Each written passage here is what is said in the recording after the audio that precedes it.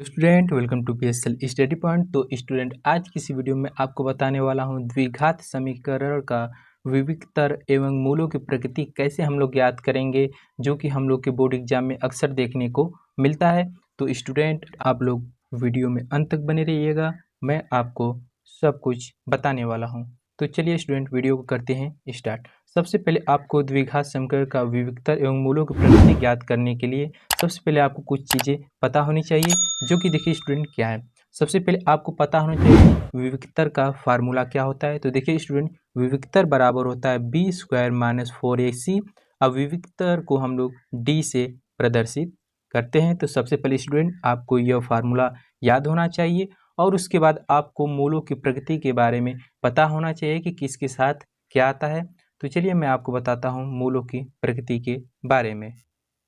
तो चलिए स्टूडेंट थोड़ा सा आप लोग इस चार्ट को समझने की कोशिश करिए।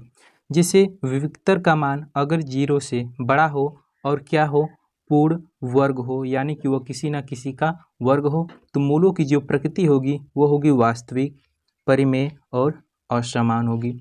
उसके बाद अगर विविक्तर का मान 0 से बड़ा हो और वह क्या हो, वर्ग न हो, यानी किसी प्रकार का वह वर्ग न हो, तो मूलों की प्रकृति वास्तविक, अपरिमेय और असमान होगी। उसके बाद अब स्टूडेंट जो विविक्तर का मान है, यानी जो डी का मान है, वो क्या हो, ऋणात्मक हो, तो वह मूलों की प्रकृति काल्पनिक होगी। उसके बाद स्टूडेंट अगर विविक्तर का मान क्या हो, बराबर हो, जब विविक्तर का मान बराबर होगा तो उस टाइम मूलों की प्रकृति वास्तविक, परिमेय और समान होगी। चलिए स्टूडेंट मैं इन सभी के बारे में आपको सवालों के माध्यम से आपको समझाता हूँ।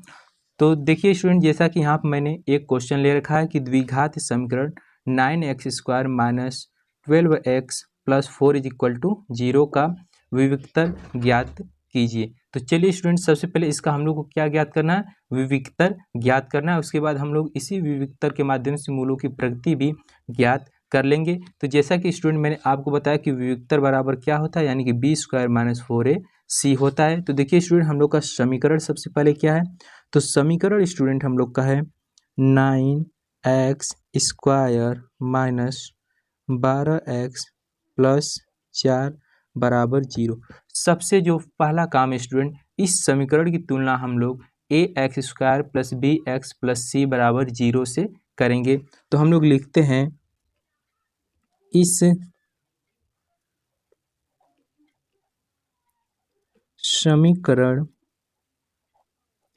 की तुलना ax² + bx + c = 0 से करने पर, तो जैसे ही हम लोग इससे तुलना करेंगे तो देखिए स्टूडेंट x² के बगल में a है, यानी कि यहाँ पे x² के बगल में 9 है, यानी कि a का मान हम लोग को 9 प्राप्त हो गया। उसके बाद देखिए स्टूडेंट यहाँ पे x का गुणांक b है, तो यहाँ पे देखिए x का गुणांक क्या है, 12, यानी हम लोग को b का मान 12 प्राप्त हो गया। उसके बाद जो c अचर पद है, तो देखिए c का मान कितना है, 4 है, यानी c = 4 हो गया। अब स्टूडेंट हम लोग को a, b और c का मान प्राप्त हो चुका है। अब यहाँ से हम लोग क्या करेंगे स्टूडेंट, विविक्तर का फार्मूला लगाएंगे। तो देखिए स्टूडेंट विविक्तर का फार्मूला क्या होता है, d = b² - 4ac। यही स्टूडेंट विविक्तर का फार्मूला होता है और इसी फार्मूले पर हम लोग सवाल को रखते हैं। तो चलिए हम लोग रखते हैं। तो देखिए स्टूडेंट यहाँ पे b का मान कितना है, तो b का मान है 12, तो यहाँ पे हो जाएगा 12 का स्क्वायर - 4। a का मान देखिए स्टूडेंट तो 9 है, तो 9 कर देते हैं। c का मान कितना है स्टूडेंट, तो 4 है, तो हम लोग 4 कर लेते हैं। हो गया स्टूडेंट। उसके बाद हम लोग क्या करते हैं, इसको सॉल्व करते हैं। तो देखिए 12 का वर्ग कितना होता है, 144 होता है, माइनस 9 चौको 36 और 36 चौको स्टूडेंट 144 होता है। यहाँ पे हम लोग 144 लिख देते हैं। उसके बाद देखिए यहाँ पे 144 में से 144 जाएगा तो कितना स्टूडेंट बचेगा, 0 बचेगा। यानी कि देखिए स्टूडेंट यहाँ पे d का मान कितना निकल कर आया है, यानी डी का देखिए मान 0 निकल कर आया है। तो देखिए जब भी डी का मान बराबर होता है तो मूलों की प्रकृति क्या होती है, वास्तविक, परिमेय और समान। तो यहाँ पे स्टूडेंट मूलों की प्रकृति क्या हो गई, तो यहाँ पे लिखेंगे आप लोग मूलों की प्रकृति भी। तो मूलों की प्रकृति स्टूडेंट क्या हो गई, तो देखिए जब डी का मान बराबर होता है तो मूलों की प्रकृति क्या होती है, वास्तविक,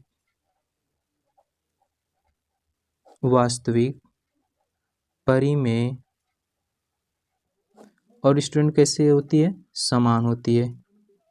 तो स्टूडेंट जब आपको ये सब पता रहेगा तभी आप लोग ये सब निकाल सकते हैं। जैसा कि स्टूडेंट यहाँ तो वैसे प्रश्न में दिया नहीं था कि मूलों की प्रकृति भी ज्ञात कीजिए, बट मैंने विविक्तर ही केवल दिया था, यहाँ पे विविक्तर ही ज्ञात करने के लिए केवल दिया था, लेकिन मैंने आपको स्टूडेंट यहाँ पे मूलों की प्रकृति भी बता दिया। अब मैं स्टूडेंट आपको एक क्वेश्चन मूलों की प्रकृति से भी ले रहा हूँ, जिसमें आप लोग विविक्तर के साथ साथ मूलों की प्रकृति भी ज्ञात कर लेंगे।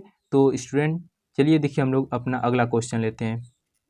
तो चलिए देखिए स्टूडेंट अगला क्वेश्चन है, द्विघात समीकरण x² + 6x + 9 = 0 ये मूलों की प्रकृति ज्ञात कीजिए। तो देखिए यहाँ पे स्टूडेंट मूलों की प्रकृति भी ज्ञात करने को पूछ रहा है। तो सबसे पहले स्टूडेंट हम लोग क्या करते हैं, विविक्तर का फार्मूला लगाएंगे, लेकिन उससे पहले भी हम लोग उसकी तुलना करेंगे ax² + bx + c से।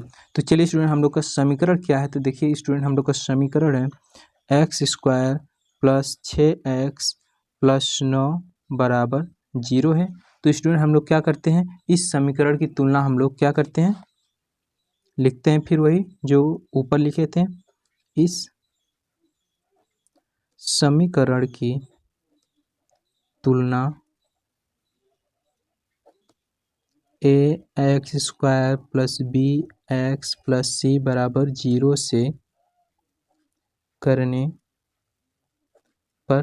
तो यहाँ पे स्टूडेंट जब हम लोग तुलना करेंगे तो देखिए x² के बगल में a है, यहाँ पे देखिए x² के बगल में कुछ नहीं, तो यहाँ पे कुछ नहीं रहता है, वहाँ पे एक गुणांक छिपा रहता है। तो स्टूडेंट यहाँ पे a का मान कितना हो गया, 1, b का मान देखिए स्टूडेंट, तो b का मान कितना है, 6 यहाँ पे है। स्टूडेंट जैसा कि ऊपर हम लोगों ने मान को प्राप्त किया था वैसे ही इसमें भी करना है। c का मान देखिए कितना है स्टूडेंट, तो c का मान है 9।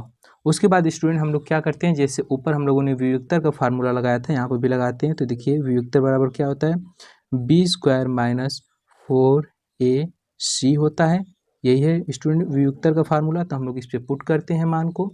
तो देखिए स्टूडेंट यहाँ पे b कितना है, तो b 6 यानी 6 का स्क्वायर -4 इंटू a का मान देखिए स्टूडेंट, तो 1 है तो 1 कर देते हैं, इंटू c का मान स्टूडेंट 9 है तो 9 रख देते हैं। उसके बाद आगे सॉल्व करते हैं तो 6 का स्क्वायर 36 -4 कम 4 और 4 9 36, यहाँ पे भी स्टूडेंट 36 ही आ गया। और जब घटेगा दोनों तो 0 हो जाएगा, यानी कि स्टूडेंट यहाँ पे देखिए जो d का मान जो हम लोग को प्राप्त हुआ है स्टूडेंट, यहाँ पे जो d का मान वो स्टूडेंट 0 हम लोग को प्राप्त हुआ है, d का मान।